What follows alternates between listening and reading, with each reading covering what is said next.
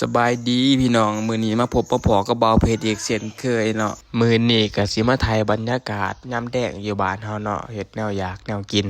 ว่าตกแรงมาเฮาเฮ็ดหยังกินแหน่วันหนึ่งเขาเป่าไฟแล้วเฮาเฮ็ดแนวใดกินแนวอยู่แนวกินก็หาตามบ้านๆนี่ล่ะพี่น้องแนวอยากแนวกินเนาะก็มีแต่อยู่บ้านเฮานี่ล่ะสำหรับ FC คนใดที่ว่าอยากให้เบาเพจเฮ็ดคลิปประมาณนั้นเฮ็ดคลิปแบบนี้เฮ็ดแนวกินจังซั่นจังซี่ ก็คอมเมนต์ใต้คลิปไหลเลยเดี๋ยวบ่าวเพจไปอ่านแล้วเฮ็ดตามเนาะมื้อนี้บ่าวเพจก็ไหลเมนูแกงหน่อไม้เด้อพี่น้องแกงหน่อไม้ใส่จิโปมใส่กับปูนาเนาะแล้วเมนูที่สองนั้นก็คือผัดหมูใส่ดอกกระดำปีโอ้ยใส่กระดำปีเนาะบ่มีดอกเด้อจ้าเพราะว่ากระดำปีนี่เดือมาจากกินหมูกระทะมื้อวันก่อนเนาะวันเกิดลูกชายเฮามาฮอดจังหวัดเนี่ยก็เปิดไฟเด้อพี่น้องเทน้ำมันลงขัวกระเทียมปีกลงไป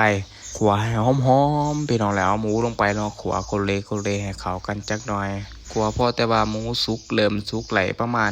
50%แล้วเนาะมาปรุงรสชาติกันปรุงรสชาติเท่ากับบ่ได้ใส่หยังหลายเนาะชูรสขาโน่น้ำมันหอยน้ำปลาซีอิ๊วขาวนี่แหละพี่น้องปรุงไปเลยแล้วแต่ตามใจมักเนาะมักหวานมักเค็มมักหยังก็ใส่ลงไปเลยหลังจากนั้นเราก็มาชิมเบิ่งเนาะพี่น้องเนาะว่ารสชาติแซ่บแล้วบ่แต่ว่าตอนนี้ก็แซ่บแล้วพี่น้องเริ่มหิวข้าวแห้งแล้วเอาเป็นว่าเสร็จสิ้นเรียบร้อยพี่น้องตักใส่จานพร้อมเสิร์ฟเลยพร้อมรับประทานเนาะเป็นไรพี่น้องฝีมือข่อยเป็นตะกินบ่เนาะฝากทางบ้านกดไลค์กดแชร์ให้เด้อเบิ่งแกงเราใหม่ก็อุ้ยเป็นตาแซ่บขนาดมีจิโปมมีกระปูพร้อมกระปูหน้าตัวน้อยๆว่าเฮาเป็นตาแซ่บคักคลิปนี้ก็ฝากขอโทษ FC คนใดที่ว่าเบิ่งแล้วน้ำลายไหลเด้อพี่น้องเด้ออย่าให้ขน้อยบาปเด้อแต่ว่าของแซ่บบ้านเฮาเนาะคันบ่ทายก็บ่ไหลมันก็แซ่บปานนี้ดา